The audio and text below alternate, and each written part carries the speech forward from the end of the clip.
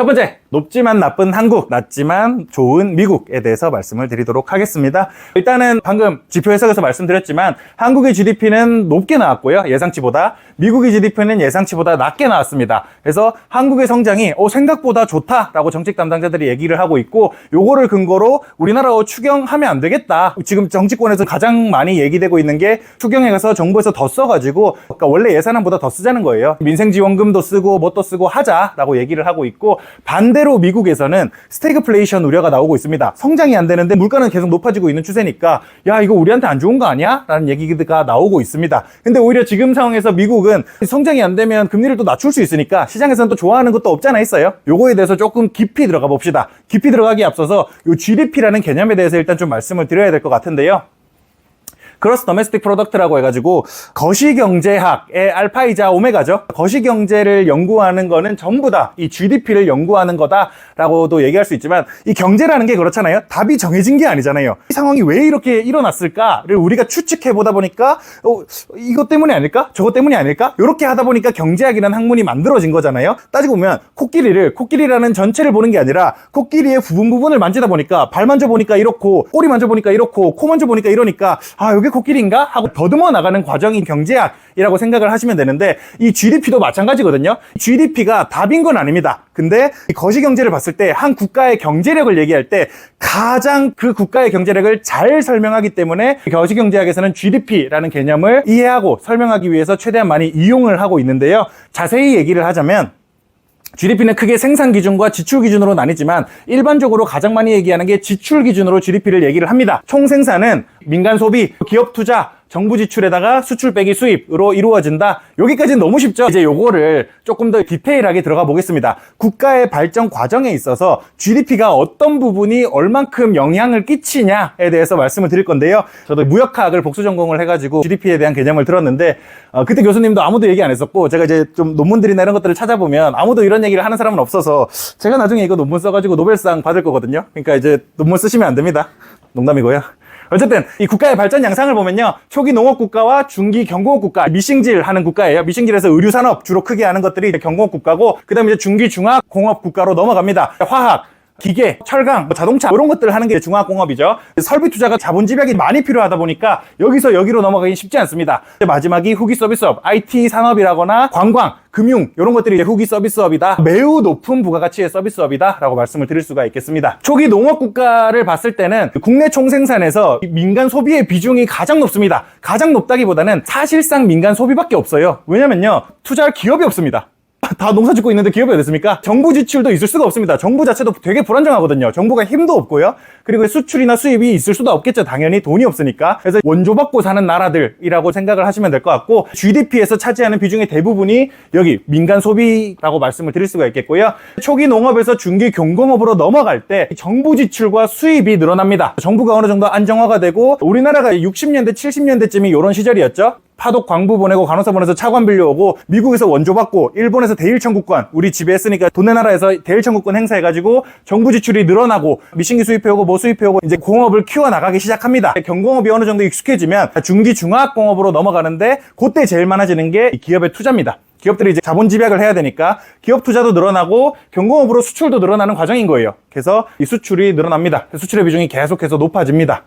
중화공업에서 후기 서비스 국가로 넘어갈 때는요, 다시 민간 소비가 늘어나고 이제 충분히 내수로 살아갈 정도가 됐으니까 민간 소비, 우리의 개인 지출이 늘어나고, 개인 지출이 늘어난 만큼 내수가 못 받쳐주는 거예요. 구매력은 좋아졌는데 우리나라에서 만들어지는 걸로 더 안 받쳐지니까 수입까지도 같이 늘어납니다.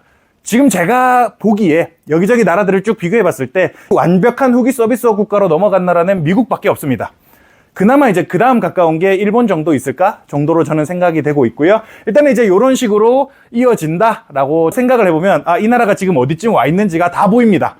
이건 진짜 제가 논문 써서 경제학상 받을 거거든요. 한 10년만 기다려봐요. 제가 노벨 경제학상 수상자의 강의를 들은 사람으로 만들어 드릴게요.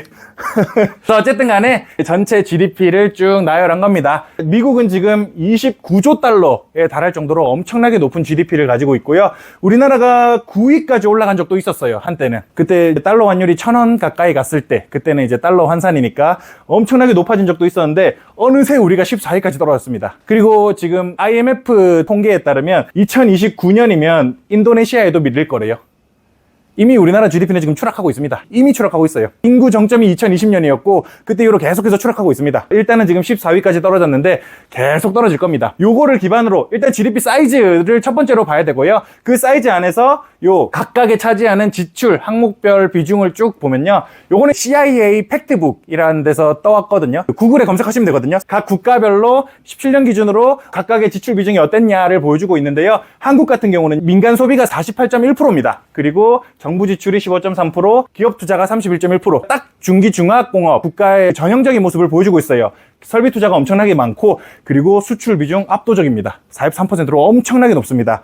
그리고 마이너스 요소인 수입이 마이너스 37.7%를 차지하고 있는 거죠. 그래서 우리나라는 전형적인 제조업을 하고 있는 무역 국가다라고 말씀을 드릴 수가 있겠고요. 일본 같은 경우는 정말로 후기 서비스업에 많이 가까워진 나라입니다. 민간 소비가 꽤나 커졌어요. 55.5%나 차지하고 있고요. 그리고 정부 지출은 높지만 설비 투자는 우리나라보다 꽤나 많이 떨어져 있는 상태인 거죠. 수출과 수입의 비중도 많이 낮아져 있습니다. 그래서 확실히 내수 국가로 넘어가고 있다. 중국 같은 경우는 아직 갈 길 멉니다. 우리나라가 그래도 45%인데 중국은 내수가 40%밖에 안 돼요. 설비 투자 42.7% 엄청 높죠. 아직까지는 투자가 GDP의 대부분을 차지하는 나라다. 수출과 수입의 비중도 점점 늘어나고 있는 나라다. 이게 2017년 기준이지만 중국은 개발이 엄청 빨랐거든요. 수출량도 엄청나게 빨리 늘어났다 보니까 지금만 봐도 이게 한 25%는 될 겁니다. 꽤나 많이 늘어났어요. 일단 이번 것도 한번 찾아보시면 아마 재밌는 것들을 찾아보실 수 있을 것 같습니다. 그리고 사우디아라비아인데요. 사우디아라비아는 되게 특별한 나라죠. 제조업 국가도 아닌데 원유 생산을 많이 하다 보니까 어쩌다 보니까 수출 국가가 되고 있고 정말 돈 많은 나라다라는 인식들이 되게 강한데 수출 비중이 34.8%에 달합니다. 그런데도 설비 투자 비중이 그렇게 높진 않아요. 원유를 수출하는 나라다 보니까요. 그리고 정부 지출이 되게 높습니다. 정부 지출이 25%나 돼요. 아람코라는 석유 원유 시추 회사 자체가 사우디 국영 기업이기도 하고 그 국영기업이 번 돈으로 국민한테 나눠주는 게 많다 보니까 이 정부 지출 비중이 꽤나 높게 잡힌다라고 말씀을 드릴 수가 있겠습니다. 사우디아라비아 얘기하니까 잠깐 드리고 싶은 말씀은요. 네옴시티 엄청 핫하잖아요. 많은 사람들한테 핫하게 이슈가 되고 있는데 제가 이슈 리뷰에서 사우디 얘기를 아예 안 하는 이유가 뭐냐면요. 여기 보시면 사우디 있지도 않습니다. 18위까지. 요 티르키예보다 밑에 사우디예요. 1조 달러 정도 되거든요. 사우디아라비아의 GDP가. 근데 그거의 절반이 왕한테 다가 있다 보니까 집중되는 경향이 있다 뿐이지 글로벌리 경제 얘기를 할 때는 네옴시티가 어쩌고 저쩌고 아무 쓸모 없습니다. 아무 경제에 영향도 못 미치는 거에 작은 일이에요. 물론 한 사람이 그걸 한다고 하니까 이슈가 될 뿐이고 개인 기업 입장에서는 오케이 나한테 투자해줘 내가 이쁘게 지어줄게 라고 한 장사가 되니까 충분히 이슈가 될 만한 이슈긴 하지만 거시경제에서는 큰 영향은 없는 일입니다. 그리고 가장 완벽히 후기 서비스업에 진입한 나라가 미국이죠. 민간 소비가 68.4입니다. 지금은 70%까지 올라갔어요. 소비로만 가지고도 돌아가는 나라가 미국입니다. 압도적입니다. 민간 소비가 70%라는 건요. 어느 나라도 없어요. 초기 농업 국가 아니면요. 다른 나라들은 이게 없으니까 이게 막 70% 넘어가고 이럴 수 있는 건데 미국은 이것도 엄청 큽니다. 이것도 엄청 큰데도 민간 소비가 압도적으로 클 수가 있는 거죠. 투자 비중 굉장히 낮아진 상태고요. 수출과 수입도 보면 수출보다 수입이 더 많습니다. 딱 전형적인 후기 서비스 국가의 모습을 보여주고 있는 나라인 거죠. 한국과 미국을 비교해보면요. 전형적으로 우리나라는 제조업을 해서 수출을 하는 나라고 미국은 자국의 소비로 충분히 먹고 사는 나라다. 근데 자국의 소비, 자기들이 만든 게 부족하니까 오히려 더 수입해와서 써야 된다. 라고 볼 수 있는 나라입니다. 그래서 이 GDP를 제대로 이해하고 있으면 이 지출 항목별 기준이나 수출 구조 이런 것들만 봐도 아, 이 나라는 대충 뭘 먹고 사는 나라겠구나 라는 거를 알 수가 있어요. 근데 이제 여기서 제가 말씀드려야 되는 게 뭐냐, GDP의 기본을 말씀드렸는데 이 높지만 나쁜 한국, 낮지만 좋은 미국에 대해서 말씀을 드리는 게 뭐냐면 이게 이번에 우리나라의 GDP 성장률이에요. 전분기 대비 1.3% 성장을 했고요. 보시면 이제 수출과 수입이 있습니다. 원래 0.6을 예상했는데 1.3%를 성장했다고 야 우리 성장 많이 했다, 예상했던 것보다 2배네 라고 얘기를 하고 있거든요. 근데 보시면 뭐 다른 부분도 다른 부분이지만 요 수출에 대해서 한번 고민을 해봐야 될 때입니다. 수출이 늘기는 했어요. 근데 수입은 마이너스거든요. 근데 마이너스 항목이 줄었습니다. 그러면 플러스가 되죠. 그러니까 수입이라는 항목 자체는 원래 마이너스로 인식이 돼야 되는데 그 마이너스인 인식이 줄어가지고 플러스가 됐습니다. 우리나라 GDP예요. 그래서 이거를 조금 더 쉽게 보여드리자면 이게 수출 항목별 성장 기여도예요. 우리나라가 GDP가 1.3% 성장한 거에서 내수로 인해 성장한 거는 0.7인데 순수출로 인해서 성장한 게 0.6이랍니다. 근데 수출은 0.3 늘었는데 수입이 마이너스 0.3으로 늘었다는 거예요. 그래서 우리가 수출이 0.6으로 늘어서 1.3 성장을 할 수 있었습니다. 보통 일반적인 케이스에서는 수출이 늘면 수입도 같이 늘어요. 수출이 줄면 수입도 같이 줄어듭니다. 그러니까 왜 그러냐면 우리나라는 수출을 하는 나라이기 때문이에요. 우리나라는 원자재가 안 나잖아요. 우리나라가 석유가 났으면 우리가 석유 만들어서 그걸 가공해서 팔면 됐겠죠. 근데 우리는 석유가 안 나기 때문에 두바이유를 사와가지고 그거를 가공해서 해외에 팔아야 됩니다. 수출이 늘어나기 위해서는 수입이 먼저 늘어야 돼요. 이런 관점에서 봤을 때 이게 과연 잘 되고 있는 걸까는 한번 고민해 봐야 되는 거죠. 우리가 치킨을 팔아야 되는데 치킨 100마리를 들여와야 되는데 80마리밖에 안 들여왔어요. 그 말인 즉슨 다음에 팔 게 있나? 로도 충분히 해석할 여지가 있다는 거죠. 그래서 이 부분이 0.6이 늘었다는데 과연 는 게 맞을까에 대해서는 고민을 해봐야 될 문제인 것 같습니다. 그래서 좋았다, 서프라이즈였다 라고 얘기는 하고 있지만 정작 세부 내역을 까봤을 때 이걸 왜 서프라이즈라고 얘기하지? 저는 개인적으로 이해는 잘 안 되거든요. 일단은 이렇습니다. 반대로 미국은 딴 거 다 잘 나왔어요. 딴 거 다 잘 나왔는데 왜 쇼크가 나왔냐? 수입이 7.2% 늘었답니다. 수입이 엄청나게 는 거예요. 엄청나게 늘어가지고 결국 전체 성장을 깎아먹은 거예요. 수입은 마이너스니까. 미국이 최근에 GDP 성장이 안 돼가지고 스태그플레이션 우려가 나오고 이런 얘기를 하는 게 아무 의미 없는 얘기인 게 뭐냐면 미국은 자국 소비로 부족해서 수입을 더 했습니다.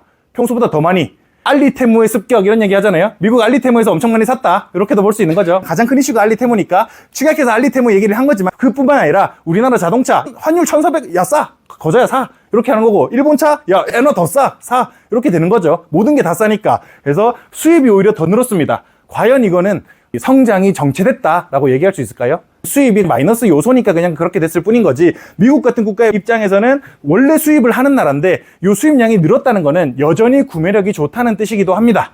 그래서 요거는 여러 해석의 여지가 있지만 그리고 많은 사람들이 스태그플레이션 우려다라고 얘기를 하고 있지만 그리고 우리나라 성장 서프라이즈 했다 잘 나왔다라고 얘기를 하고 있지만 오히려 반대로 해석해야 되는 거 아닌가라는 개인적인 생각을 가지고 있습니다. 각자도 다들 이런 거 들어가 보셔서 한 번씩 보시면서 헤드라인만 봐서는 안 돼요. 세부 내역을 보시면서 과연 이게 좋은 걸까 나쁜 걸까를 고민해 보시면 남들이 못 보는 것들을 볼 수 있지 않을까라고 생각을 하고 있습니다. 정리를 드리자면요.